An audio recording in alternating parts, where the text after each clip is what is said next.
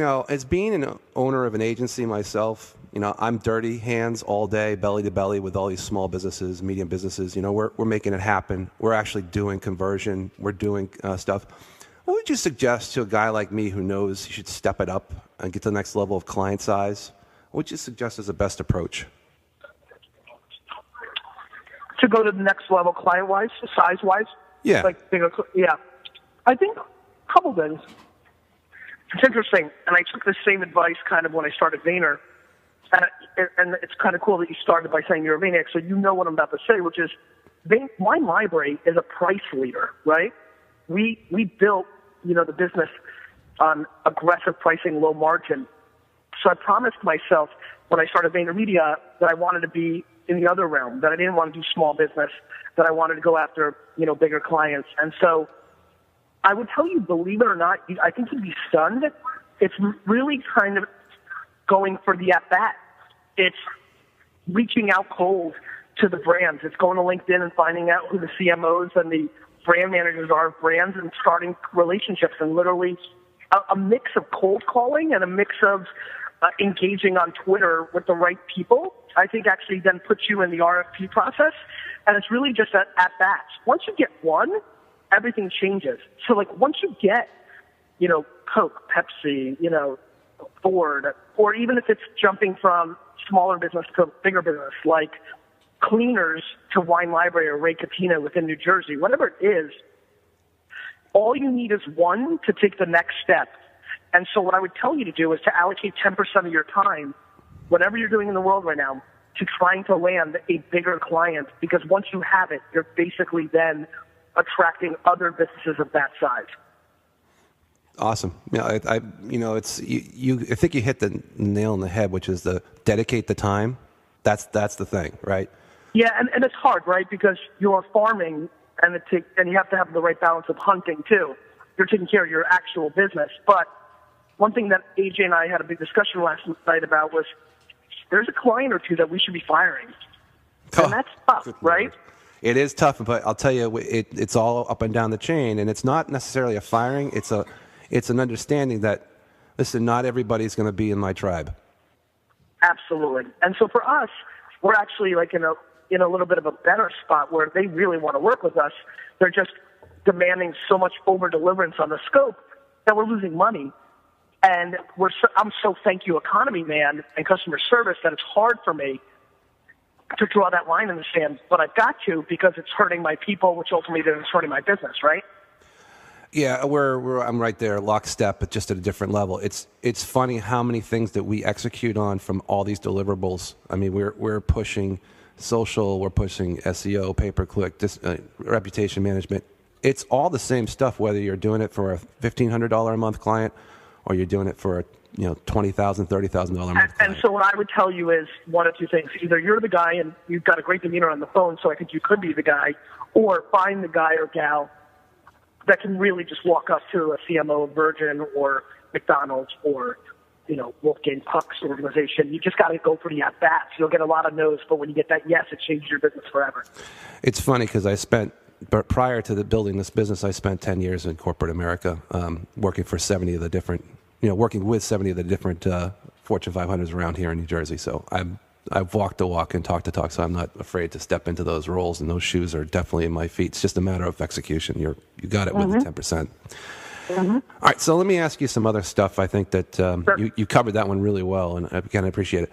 So, I want to go back to the Vaynerchuk discussion because I think people want to listen to this, and I think they want to know what's the story with the upcoming potential Gary TV show. Are we going to see you on A&E? So I've definitely had a lot of offers. Obviously, more and more of the offers are becoming business-oriented shows than wine shows. I would say I'd be surprised if I didn't do television once in my life. I don't know if it's now, but it's definitely something I think about. It's definitely something I consider. I obviously have enormous belief in the alternative platforms, but television is still an enormous platform, and the same reason I write books. As long as people keep watching television, I'll keep, considering it. As long as people keep reading actual books, I'll keep having them printed. I wouldn't say anything is right around the corner, but it's an ongoing, fluid conversation with a lot of different networks, my agents, production companies. I'm very flattered that I'm still in a position where a lot of people make those offers. Well, there's a monetization of it. I mean, think about it. If you look in Amazon, you see that Jab Jab's already listed as a book. I mean, people are thinking about how they monetize you a year from now, right? Mm-hmm. And it's absolutely crazy. So, I do think it's something in my path, but it may never happen. If it's not right, I won't do it. If it's right, I will. Yeah. Well, the game of this, right? So, when we talk about motivation, you have a gift. You have that DNA background and the upbringing. I mean, you're not like the Tony Robbins appeal type thing where it's the, kind of over the top in one direction, but it's more like obsession of the game. I think that drives you. It's like, why do people climb Mount Everest? It's because they want to. And I think, why does Gary want to build the biggest social media empire? Because he wants to, right? I think you've got, you're right. You obviously do know more about me than I would have known. Yeah, I mean, I'm completely not obsessed with the glory of the items that you get along the way, the houses or the vacations or the watches none of that stuff even registers. It's completely predicated on the game. I got it. So let's go back to Vayner Media. Mm-hmm. How do I find a Kelly McCarthy for my company? You're really doing your homework. I think if you're brave enough to find a Kelly McCarthy for the company, meaning when we hired Kelly, we couldn't afford her, and I knew after interviewing her and getting to know her that there was no way that I was going to hire her and not let her have a lot of autonomy. And that takes a really important maturity level in being an operator and a business person, to be in a place where you don't feel like you have to micromanage, that you're letting somebody else have an imprint on the DNA of your business. And it's a challenge, especially when you have such a religious belief of what it should look like I do. So I think that you need to sell a Kelly McCarthy more than the financial package. It's the opportunity, it's the upside, it's the autonomy. And to find really big A players, you've got to treat them like A players, and I would tell you that's a very big part of it. Yeah, I mean, it's a plus one, right? You got to kind of manage your business by plus ones, zeros, and minus ones, and you got to find as many plus ones as you can find.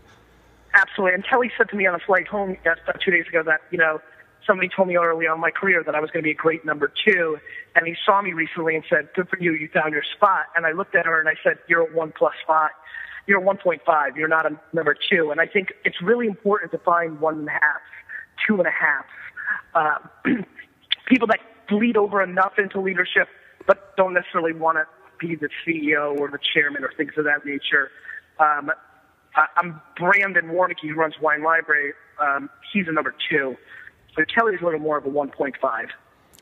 And those are just diamond in the rough. I mean, it's just so hard to find the right combination that really lifts you up. I think listening to you, I would tell you that if you allocate the effort and time and use this phone call as a catalyst to take 1 step backwards for 3 steps forward, it would be a substantial opportunity, and I think it would pay its dividends. Oh, 100%. No, and I don't think people put enough accolades into what you're doing with these interview sessions, because this is this type of stuff that just, these discussions don't happen. You're not talking to, a Gary Vaynerchuk off the side of the street, or finding him and spending, 15 minutes of quality time. It's just not going to happen for 99.9% of the world. So, I can't thank you more for getting involved with this. Thanks a lot for being here. Thank you. Go ahead. Just a couple. I wanted to, I don't want to take up all the time, yep. But let's just talk a couple platform. Obviously, I know you're heading with micro content. We got the thing. I mean, we eat this stuff all day. One question I have, and this has been kind of begging, I think a lot of people's, proverbial kind of banging them in the head, was just what's going to happen with Google Plus? I think Google will give an enormous effort over the next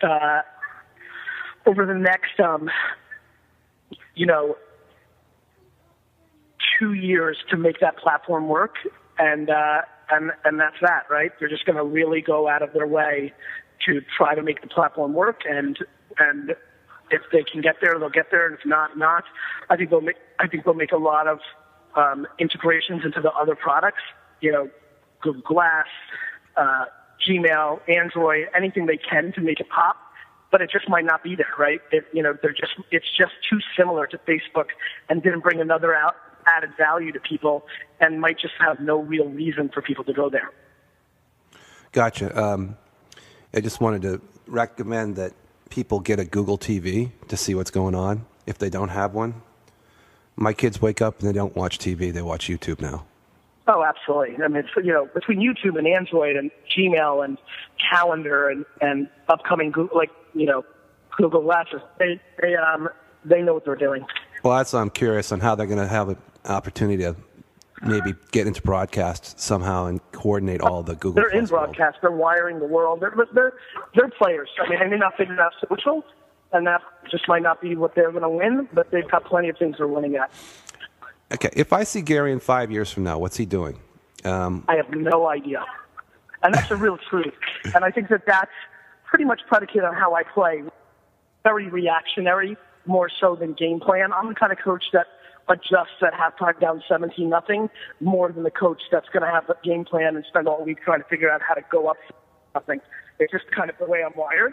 And I definitely really have absolutely no clue what I'm going to be doing in 5 years. None. The answer was buying the Jets, by the way.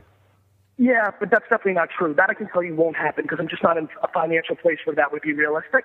Though I do think that it's going to be something I will accomplish. I just know that I'm a marathon runner more than a sprinter, and 5 years from now, given where I'm at, liquid-wise and all those things, I just don't see that being realistic. What do you listen to in your car? I don't drive anymore, but when I do, at this point, I'm listening to my iPad, my iPhone, whatever's the last 5 or 6 songs that I've downloaded onto my iTunes. Yeah, well, what were the songs? That's what Love it. Right now, I think I'm listening to a lot of Trinidad James, All Gold Everything. Wow. I listen to a lot of hip-hop. But then I also go a little 80s music. I just downloaded some Pat Benatar and some Phil Collins, so it's kind of a mix of those. That's awesome. Question: how has family life impacted your fire level? Your level of ability to have the fire in the belly. Have you noticed that you pay more attention to the finite time that you have in between? The lifestyles Absolutely. of being a business and obviously having a family. And Absolutely. Go ahead. Go ahead. No, yeah. I mean, it's massively important to me. It's the thing that I most think about, and my family is my whole life, and so anything that I can do to spend more time with them or focus more on them is extremely important to me. Great. One last question, because I know you're sort of Yep. in between. So, a guy like myself, who's the owner of a digital agency, he says to Gary, "Hey, let me spend 4 hours a day sitting and helping you understand the level of where we see the market going, and you working with us. Would you take 4 hours of donation of time to work with people in your office to show them what we're seeing from a ground level, small business level, mid-sized business level, to give ideas onto how it could affect, the larger brands?" Meaning smaller agencies showing us what's happening in the trenches to affect what we think we can do for bigger brands? And in the meantime, you showing like a smaller digital agency on the other side saying, I think the true answer to that is probably not, because I spend so much time doing it for Wine Library on the small business level anyway. I really come from that world, and I'm kind of small business in my mentality. That to me is just giving, trying to be massively authentic. That's something I probably wouldn't do. Right now, especially where we're at in the company, I'm so obsessed with spending as much time with my core people to build it up that wouldn't seem as fruitful of like a time allocation, because I don't think the value prop is high enough, given that it's my general ethos to understand small business and medium-sized business. Yeah, I mean, the answer to that last question was not fun for me, right? Because it's innuendo to the context of what you're doing and what I'm doing, and I'm so flattered and nice words, and so you don't want to say the answer that I just said. But I think that I've learned, and I didn't start there as a young kid. I was plenty bullshit as a teenager, but have learned how much value there is in truth and authenticity, and it's been the backbone of my success in this space. Yeah, I'm actually thinking about writing a book called Foul Mouth Hooligans, teaching businesses how to be authentic. Yeah, I get it. Thanks so much. Take care. Thank you again. Bye-bye.